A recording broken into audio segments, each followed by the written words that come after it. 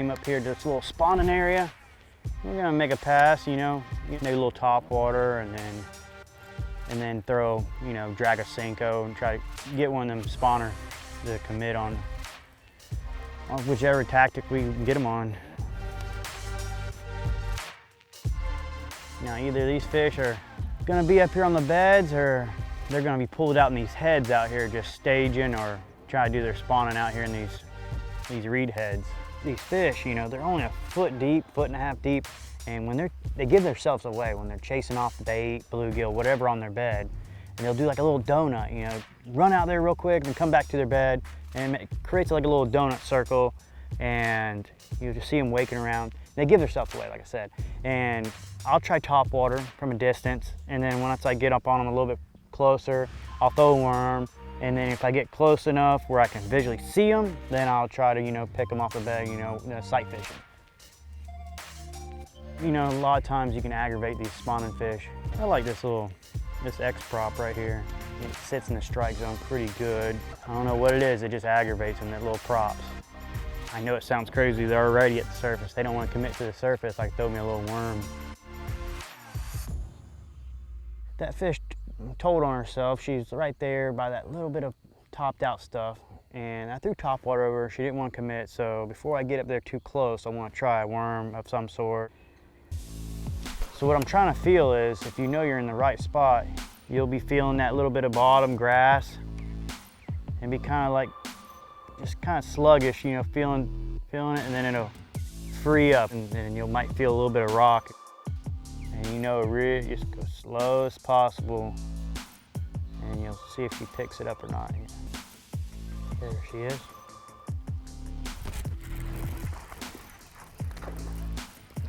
I think this is the buck bass that was on that bed. Seemed something was chasing bait off. Didn't want the prop bait, but I know it's only like a foot and a half deep up there. Still didn't want to commit to that prop bait, so I drug this whole worm through there. Like I was saying, you just drag it through there real slow. And then I felt thunk, and she started swimming off with it. Now let's see if we can get the female. I can always come back an hour or two later, and then she might be ready.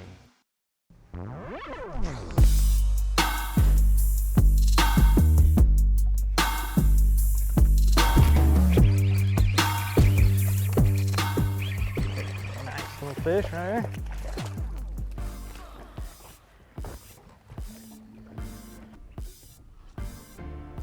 Yeah, switch it up to a popping style bait instead of them props, but you know, just covering some water a little bit faster with this thing, working our way out of this little bay.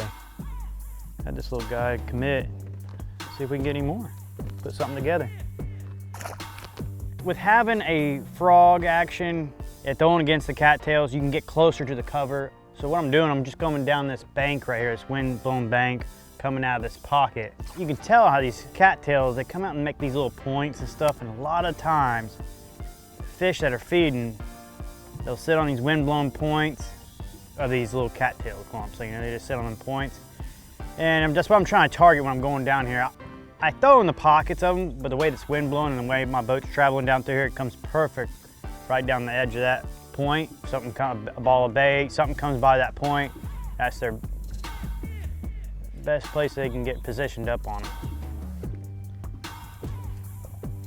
Oh, there's another one. Called it again. Come here. Come on in here.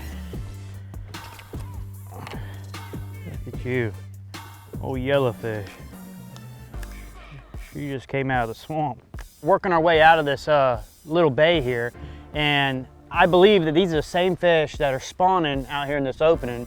They just pulled out of the beds and they're staging on these little clumps, these isolated clumps, and this cattail wall right here where he like makes little points. These are fish are just staging, waiting for that water temp to heat up and then get a good sunlight, pull back on the bed and spawn.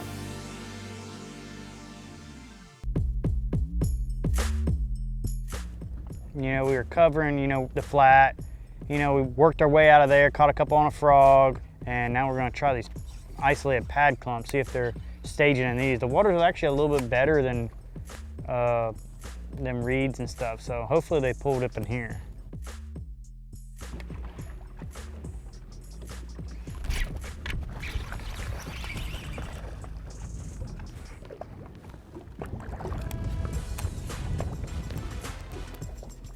Come here, little guy. Well, just flipping one of these little isolated clumps right here. Looking for these females, but there is a buck still. You can tell like it's a buck because see the little sores on their, they normally get them on their sides when they punch each other to keep each other on the beds.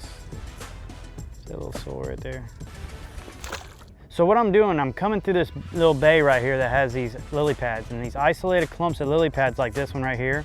I will trolling motor, you know, it's shallow. It's obvious it's only 2 foot deep, 1.5 foot, but I'm coming through here really slow, and I'll pitch as soft as I can. I try not to throw cannonballs or anything in there. It's so shallow. And I pitch in there, hop it up a couple times, try to feel the roots of the lily pads, and then go to the next batch and next batch. You just, you know, try to cover ground, but without, you know, keeping the trolling motor on 100 or anything like that, because it's so shallow in here, you'll end up spooking all the fish out. I wanted to go over how we caught fish today, and pretty much a recap on my Toyota Okeechobee win. It's the same exact thing I did then. So my X-Prop top water, you know, setup here is a 7-1 oath rod, 13 fishing, paired with a 13 fishing 7:3-to-1 gear ratio reel, 30-pound Sufix line with a 20-pound mono leader because it floats. I like to follow them up with this Fat Ace Cinco, little stick bait. It's a 6-inch bait, 5/0 red line VMC hook with a VMC 3/16 weight. 7.2 medium heavy with an 8:3-to-1 gear ratio reel with 20-pound fluorocarbon. So for my frog rod, I run a Myth rod, 7.6 heavy. I like a big stick down here. 65-pound Sufix braid, 8:3-to-1 gear ratio reel. Caught a couple small little, you know, buck bass and stuff. Not bad fish, but you know, then I went to flipping. I said, we're gonna have to slow down, pick the isolated cover apart. They're running this Bronco bug, you know, pitching around the isolated stuff. 2 different colors, because we have down here in Okeechobee, we have cichlids, Oscars, whatever you want to call them. You know, this mimics that. You know, black and blue is always a big player down here. I got a 3/8, you know, tungsten VMC weight, and then a 4/0 straight shank hook and 65-pound Sufix line, paired with a 7.4 heavy with a 8:3-to-1 gear ratio, 13 fishing Concept A. Fishing these lily pads, it ain't no crystal clear water, for no means. Yeah, it's, you can see down the stalks, you know, 6 to 8 inches, and this is clean. It ain't no crystal clear drinking water, but this is good, clean water right here for, you know, you get out there in the lake right now where it's wind blowing and stuff, you might see a ½ inch under the water, and that's just terrible. There she is. Come here. I thought it was a big one, or she thought she was a big one. Another buck bass. You can see, like, there's a little sore there, sore there. I know a lot of people say, well, if it's peeing, it's a spawner, but not all the time they pee like that. You can just look at the sores on their side. You can tell they've been spawning too.